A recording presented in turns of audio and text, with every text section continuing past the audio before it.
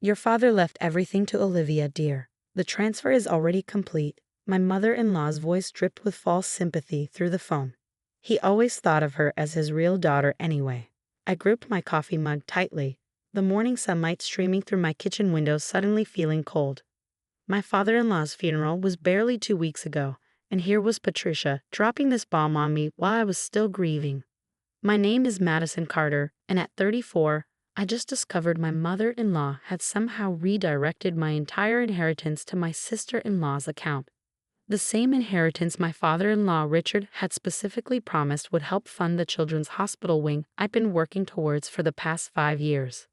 That's impossible, I said, keeping my voice steady despite the anger building inside me. Richard and I discussed his plans for the hospital wing just last month. He even signed the preliminary paperwork. Patricia's laugh was sharp, cutting. Oh honey, Richard changed his mind after your last visit. He realized Olivia needed the money more. After all, she's been such a devoted daughter, always by our side, unlike some people who only visit when they need something. The irony of her statement wasn't lost on me. While I'd spent the last 5 years working double shifts as a pediatric surgeon and visiting Richard during every free moment, Olivia had been traveling the world on her father's dime, only showing up when she needed to replenish her bank account. I want to see the paperwork, I demanded, my professional composure kicking in. Years of handling medical emergencies had taught me to stay calm under pressure.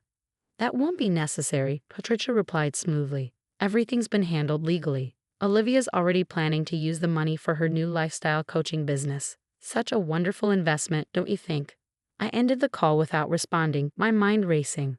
Something wasn't right. Richard had been excited about the hospital wing, proud that I wanted to continue his legacy of helping others. He'd built his medical equipment company from nothing, always emphasizing the importance of giving back. I dialed James Morton's number with slightly shaking hands. As Richard's longtime executor and friend, he would know the truth. The line you're trying to reach is no longer in service. Strange. James had been at the funeral, looking troubled as he spoke with Patricia.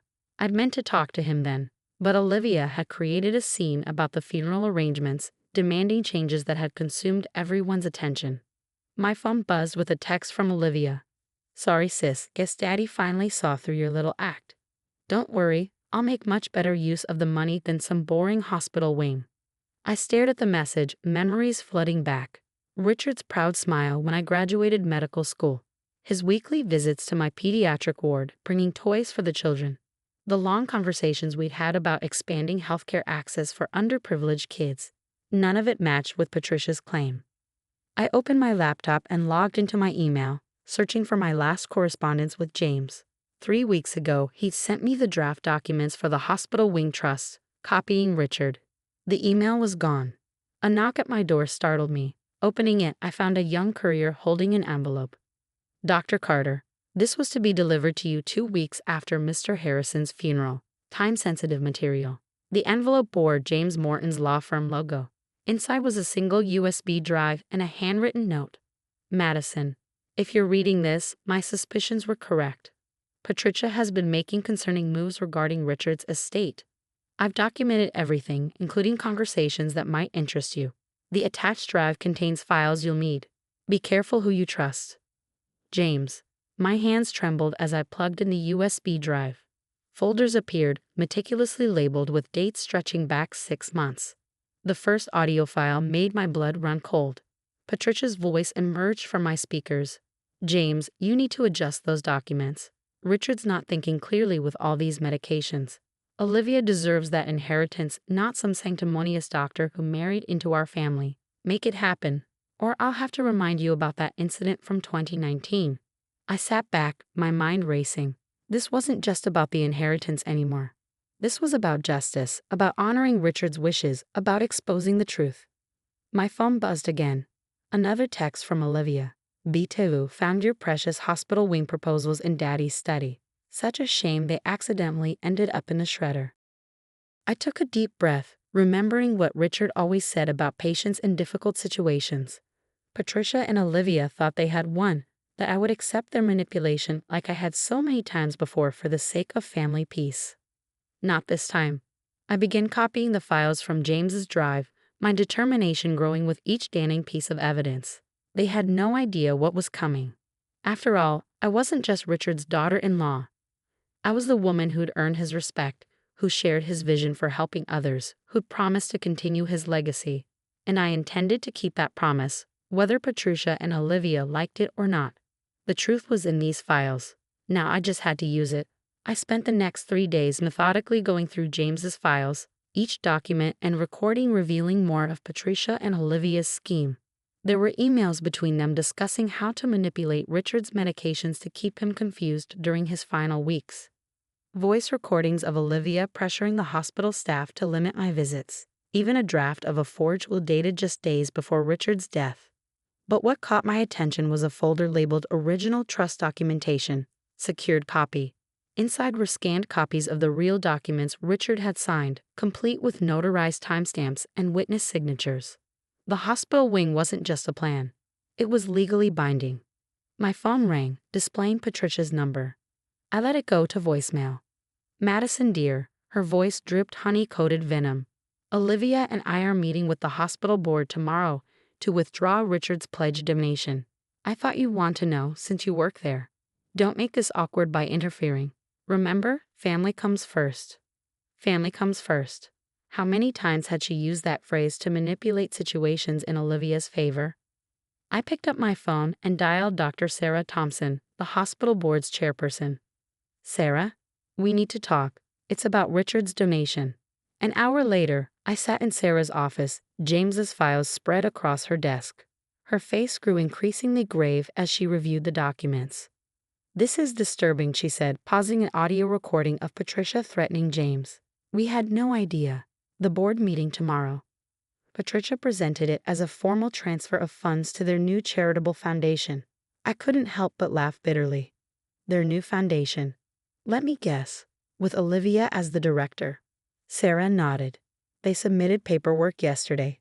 But these documents you've brought, especially the original trust agreement. Madison, this changes everything. I need your help, Sarah. Richard wanted that pediatric wing built.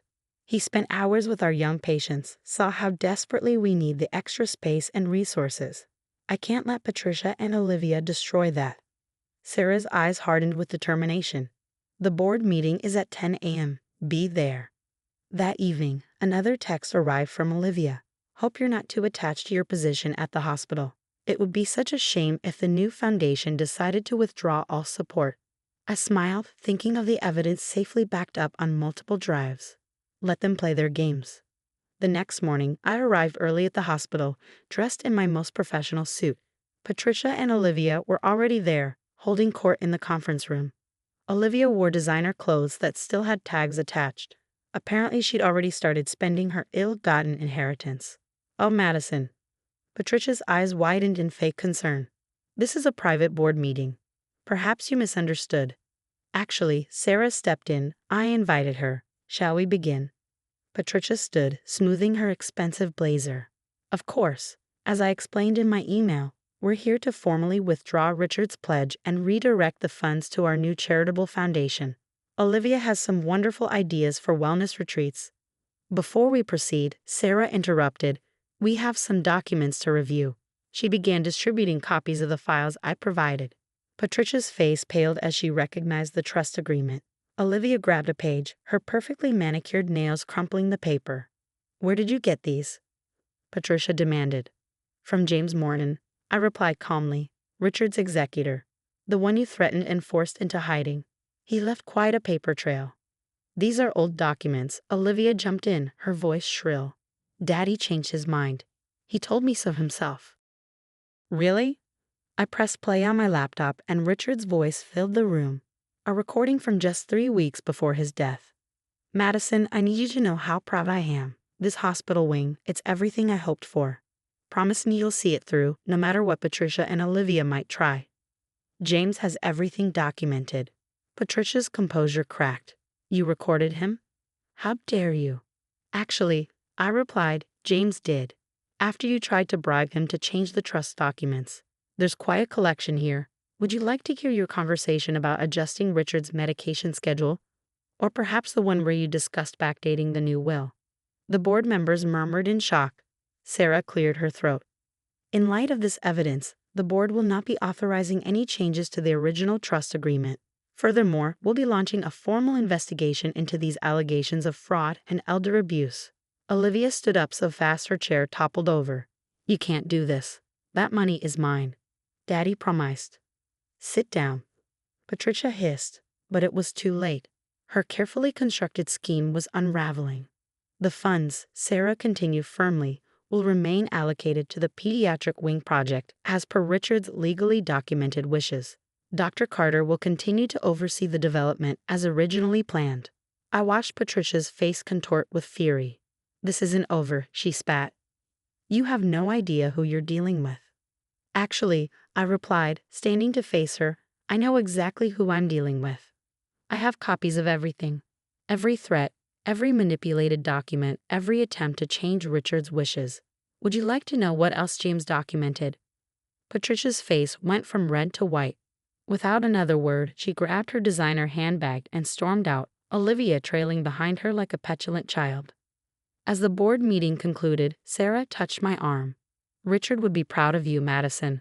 The pediatric wing, it's going to change so many lives. I nodded, thinking of Richard's last weeks, how despite Patricia's interference, he'd still managed to leave me the tools to fight back. To protect his real legacy. My phone buzzed one last time, another text from Olivia. You'll regret this. Nobody crosses our family. I smiled, thinking of the additional files I hadn't yet revealed. The ones that would ensure Patricia and Olivia could never interfere again.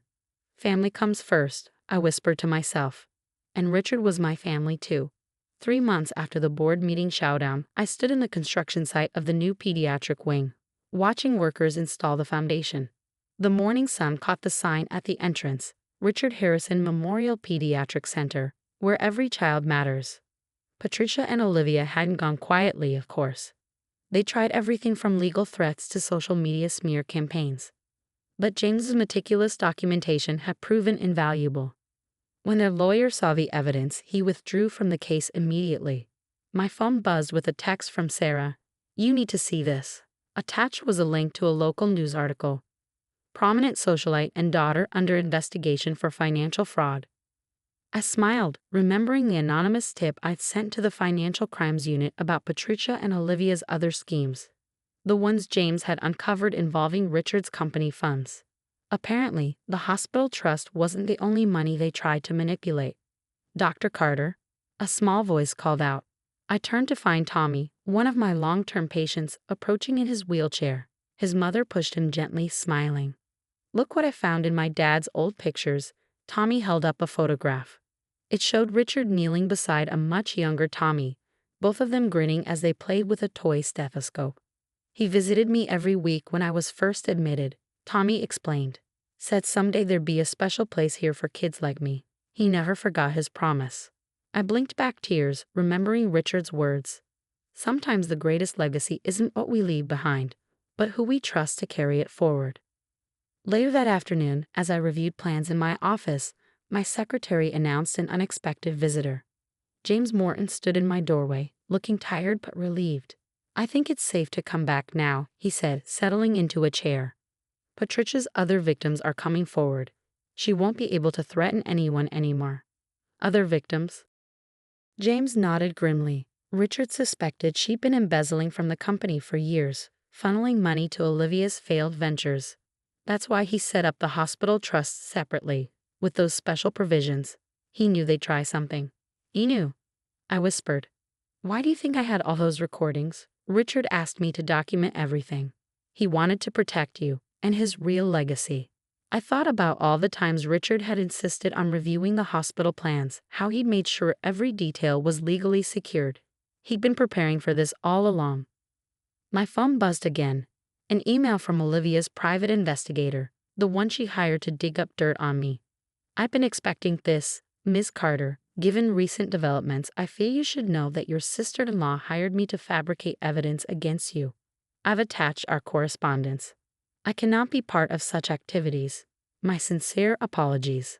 Another piece of evidence for the growing investigation. Patricia and Olivia had overplayed their hand, and now their entire world was crumbling. The construction foreman called me outside to review some final details. As I stood there, Watching the pediatric wing take shape, I felt Richard's presence strongly. "We did it," I whispered. "Your legacy is safe." 6 months later, I received 2 letters. The first was from Patricia's new lawyer, requesting a settlement discussion. The second was from Olivia, postmarked from a small town where she'd apparently fled when the fraud investigation intensified. "Madison, you won. Are you happy now? Everything we had is gone. Mom's facing charges, my accounts are frozen, and all because you couldn't just let us have what we deserved. I hope you can live with yourself." I placed both letters in a folder marked Evidence and turned back to my computer, where pictures of smiling children filled the screen, future patients of the Richard Harrison Memorial Pediatric Center. Living with myself wouldn't be a problem at all. Yesterday, as I gave Sarah a tour of the nearly completed wing, she asked if I regretted how things had turned out with my in-laws. "No," I replied honestly. "Richard taught me that real family isn't about blood or marriage. It's about who you choose to become and what you leave behind." I gestured to the bright, welcoming spaces designed for healing. "This is his real legacy, and I'll always be proud to be part of it." As I left work that evening, I passed Richard's photograph in the hospital lobby. He was smiling that knowing smile of his, the one that always made me feel like he could see right through people's pretenses. "You were right," I whispered to his image. "Sometimes the greatest battles aren't fought with anger, but with patience, preparation, and truth." The truth had finally set everything right.